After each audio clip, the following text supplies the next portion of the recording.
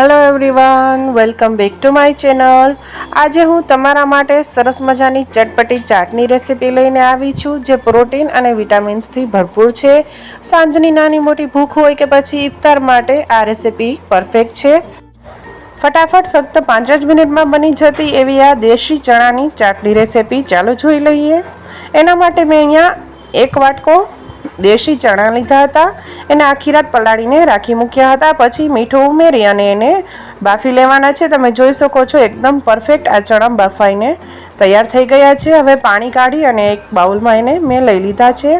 હવે એની અંદર અડધી વાટકી જેટલી સમારેલી મેં કાચી કેરી લીધી છે। અત્યારે કાચી કેરી સિઝનમાં છે, ખૂબ જ સરસ આવે છે। 2 મીડિયમ સમારેલી ડુંગળી, 2 થી 3 મીડિયમ સાઇઝના ટમેટા ઝીણા સમારીને ઉમેરી દીધા છે। અડધી વાટકી જેટલી કાકડી સમારીને ઉમેરી દીધી છે। અડધી વાટકી જેટલી કોથમીર અને સાથેમાં 5 થી 6 ફુદીનાના પાન અને 2 મોરા મરચાં ઝીણા સમારીને ઉમેરી દીધા છે। 2 ચમચી જેટલો લીંબુનો રસ ઉમેરી દીધો છે। હવે અહીંયા આપણે સ્વાદ મુજબ એટલે કે અડધી ચમચી મીઠું અને 5 ચમચી જેટલો સંચળ પાવડર ઉમેરી દઈશું। 5 ચમચી જેટલો શેકેલા જીરાનો પાવડર ઉમેરી દઈશું અને 5 ચમચી જેટલું લાલ મરચું પાવડર ઉમેરી દઈશું। આપણે અહીંયા મોરા મરચાં ઝીણા સમારીને ઉમેર્યા છે, એટલે લાલ મરચું થોડુંક જ ઉમેરવાનું છે। હવે આ બધું સરસ રીતે મિક્સ કરી દેવાનું છે। તો ફ્રેન્ડ્સ, ફટાફટ ફક્ત 5 જ મિનિટમાં બની જતી આપણી આ દેશી ચણાની ચાટની રેસીપી બનીને તૈયાર થઈ ગઈ છે। આને ફ્રીજમાં થોડીવાર માટે ઠંડુ કરવા રાખી મૂકો અને પછી એન્જોય કરો।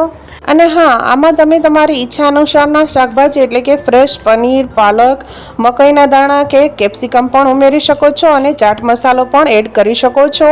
તો છે ને ફ્રેન્ડ્સ, એકદમ સરળ આ દેશી ચણાની ચાટ બનાવવાની રેસીપી સાંજની નાની મોટી ભૂખ માટે અને ખાસ કરીને રમઝાનમાં સાંજે ઇફતારમાં જો એક નાનો બાઉલ આ ચાટ બનાવીને ખાઈ લો તો તમને બધા વિટામિન અને પ્રોટીન મળી રહે છે। તમને જો મારો આ વિડીયો પસંદ આવ્યો હોય તો વિડીયોને લાઇક કરજો, શેર કરજો અને મારી આ ચેનલમાં નવા હોય તો ચેનલને સબસ્ક્રાઈબ કરવાનું ભૂલતા નહીં।